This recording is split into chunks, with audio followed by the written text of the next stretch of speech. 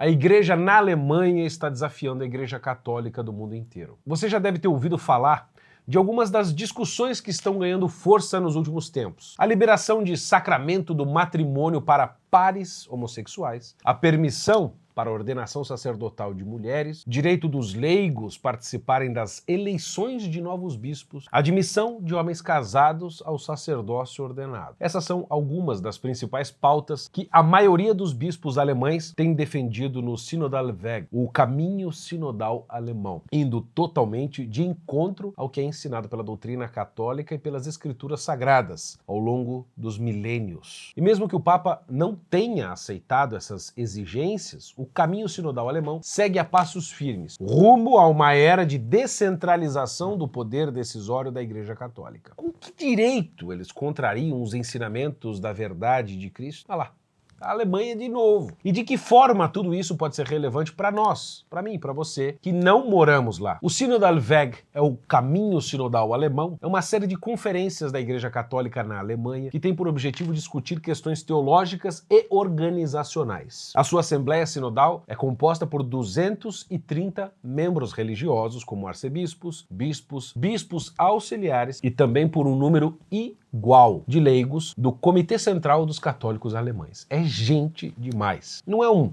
barulhinho qualquer. E quais que foram os principais focos do debate? O caminho sinodal alemão foi dividido em 4 fóruns sinodais, cada um com foco num tema específico, que são intitulados: primeiro, poder e separação de poderes na igreja, participação conjunta e envolvimento na missão. 2, a vida em relacionamentos bem-sucedidos, vivendo o amor na sexualidade e na parceria. 3, a existência sacerdotal hoje. E 4, mulheres em ministérios e escritórios da igreja. Isso tudo teve início em 2019, estava previsto para ter um fim em 2022, mas acabou se estendendo para 2023. E por conta disso, muitos dizem que ele está diretamente conectado com o atual sínodo que vai ocorrer em Roma a partir de outubro deste ano de 2023 e continua até o ano que vem. E foi na conferência realizada em fevereiro de 2022 que surgiram as pautas que conhecemos muito bem. A maioria da Assembleia, muitos dos quais exibiam bandeiras do orgulho gay, endossaram as seguintes proposições que eu vou mostrar para vocês. A ordenação sacerdotal de mulheres deve ser permitida pelo Vaticano. Os leigos deveriam ter mais influência na eleição dos bispos. Pares homossexuais devem ter uma cerimônia de bênção pública. O ensinamento do catecismo romano sobre ética sexual deve ser reformado, porque atos sexuais homossexuais, dentro de uniões e parcerias do mesmo sexo, devem ser teologicamente aceitos agora, e não classificados como um comportamento pecaminoso, como é tradicionalmente. Homens casados devem ser admitidos ao sacerdócio ordenado. Mudanças nas leis trabalhistas da Igreja Alemã para proibir a demissão ou recusa de contratação de pessoas com base no seu estado civil, seja solteiro, casado, divorciado, pares homossexuais unidos, etc.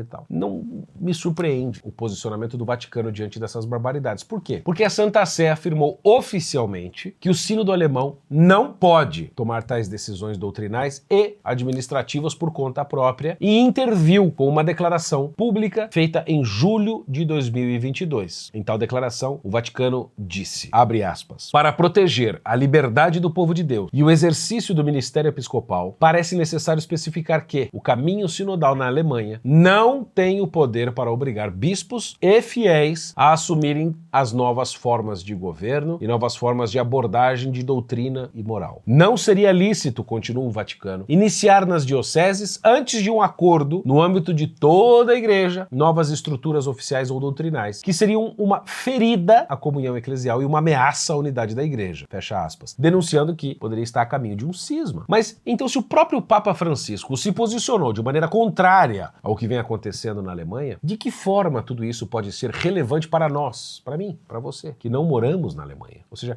como tudo isso impacta a igreja inteira ao redor do mundo? A resposta está no sínodo que acontecerá agora em outubro deste ano de 2023. Os mesmos membros do Synodalweg, do caminho alemão, participarão também com poder de voto no sínodo da sinodalidade. E também tem muita influência lá dentro. E o sínodo da sinodalidade tem como principal objetivo determinar uma possível reestruturação inteira da igreja, de uma forma geral. Esse pessoal é astuto e o seu modus operandi é sutil. Eles procuram sempre levar as decisões até o limite do aceitável para uma dessensibilização dos fiéis e assim criar abertura para uma revolução contínua dentro da Igreja Católica. Porque, por exemplo, a gente sabe que é permitido para um leigo batizar uma criança. O sacramento é válido. A questão é que devemos perguntar isto é o ideal? Ou seja, não podemos ficar nesse legalismo que anda bem em cima da linha, que separa o que é certo ou o que é errado. Nós temos que caminhar para o ideal. Isso vai nos dando a chance de ir encontrando certas brechas que possibilitem a infiltração de pautas revolucionárias. Pautas que não têm nada a ver com os ensinamentos de Jesus Cristo e da sua igreja. Pautas apenas humanas e que se fecham à graça divina. Como disse certa vez Dom Luiz Ladaria, quando foi prefeito do Dicastério para a Doutrina da Fé, na ocasião do Sínodo Alemão, ele disse, abre aspas, neste tempo em que a igreja é chamada a responder aos muitos desafios da nossa cultura, é